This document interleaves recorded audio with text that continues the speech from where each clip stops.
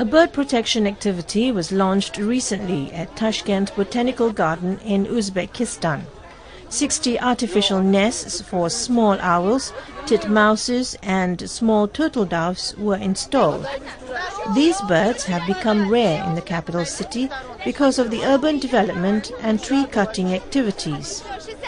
The time for the installation of artificial nests is normally done in the middle of autumn. Until the spring, bird houses will acquire the color similar to the trees. The wood will become a familiar part of the landscape and no longer scare these settlers.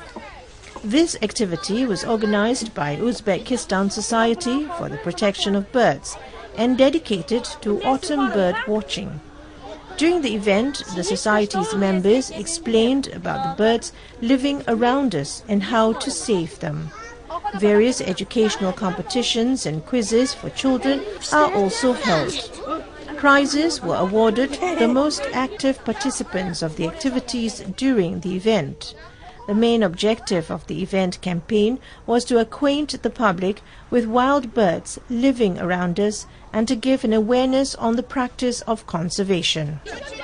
The experience gained during the installation of artificial nests may be applied in other parts of the city and the country, such as in forest dens, suburban recreation areas, sanatoriums and settlements for the conservation of fauna and flora.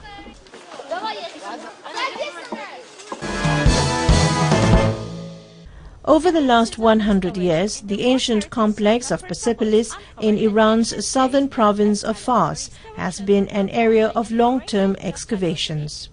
Among the recent discoveries made by the archaeologists, a great ancient gate has been uncovered known as Tali Ajori. Excavations happily revealed a very remarkable building called a gate, which according to the architectural elements, we think that it dates back to Cyrus the Great reign between 550 till 530 BC. The excavation was performed by Iranian-Italian joint archaeological team at the site of Tali Ajuri, 3.5 kilometers to the west of Persepolis gates. Surprisingly, the plan and the decoration of this building are totally inspired by the Ishtar Gate at Babylon. The same system of construction, the same systems of fitted mark on the bricks, the same decoration, the same type of glaze, the same color.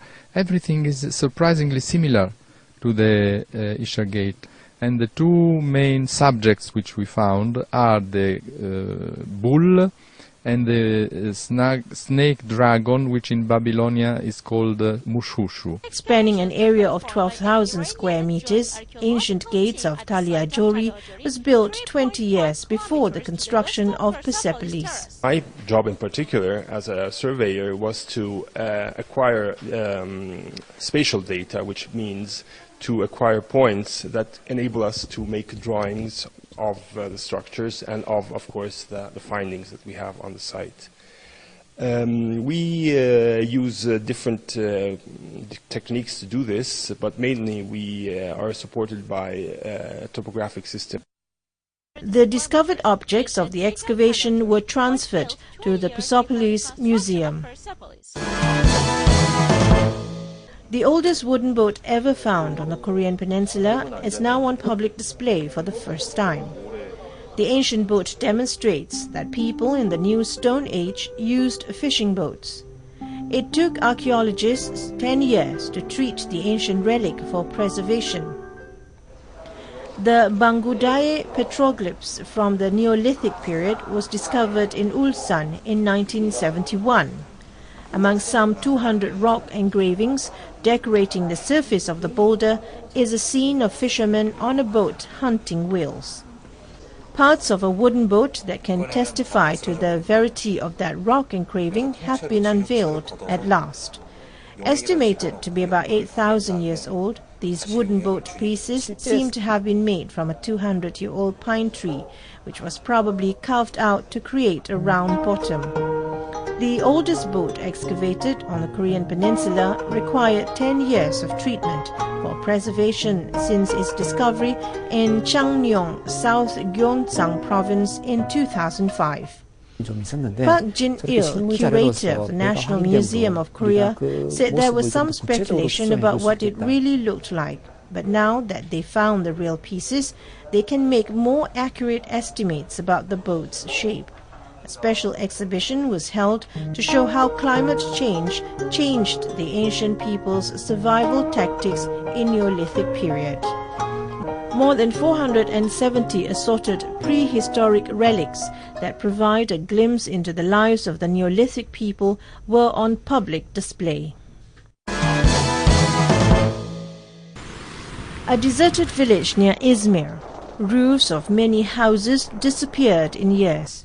Stone walls are all left behind. The scene resembles a movie set.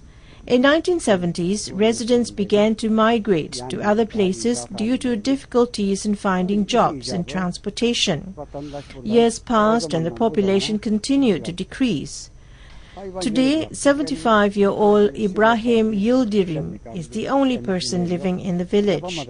Despite the loneliness, he does not consider moving elsewhere. Now and then, his old neighbors and their children visit him. Ibrahim Yildirim said in 1970, people began to leave the village because of their jobs. Since then, now he is the only one left. Yildirim said he does stock raising. He does not have life insurance. In the past, he could not do anything to have an insurance or to guarantee a pension. What can he say? He said he is poor. This young man, Yildirim's old neighbor's son, said sometimes he comes here. He said it's such a beautiful atmosphere and his ancestors lived here before. 2 years ago, the city of Seoul instituted a late-night bus system, but had trouble deciding which routes to include. Then the city found a solution in mathematics. By analyzing more than 3 billion calls made on a mobile phone, the city set the routes along the areas with heavy floating populations. 3D animation films can also make use of mathematical principles. This new graphics technology that allows a user to smooth out the line between 2 points is based on geometry. The government will now subsidize so-called industry math, which could build a foundation for new industries in the future. The government will provide support by selecting tasks that can be technologically innovated, using math and linking colleges and businesses to work on those tasks. Lee Jae-hyun from South Korea Ministry of Science, ICT and Future Planning said by having industries and mathematicians work together to produce small yet meaningful results, they hope to create a notion that math is helpful to industrial growth. Countries around the world have realized that the nations strong in math are the superpowers of the future and are attempting to popularize the field of study. Accordingly, the Korean government also plans to find uses for math in our everyday lives.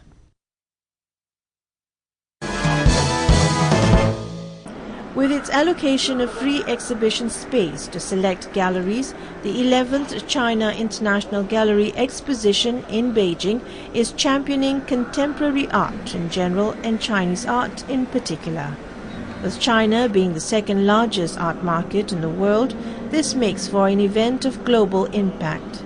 Initiated in 2004, the China International Gallery Exposition is one of the most influential art fairs in Asia.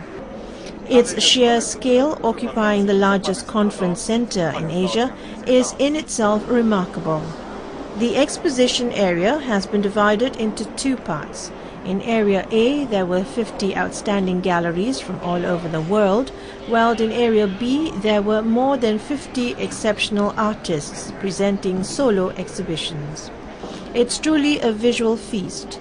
Paintings, mixed media works, sculptures, installations and more.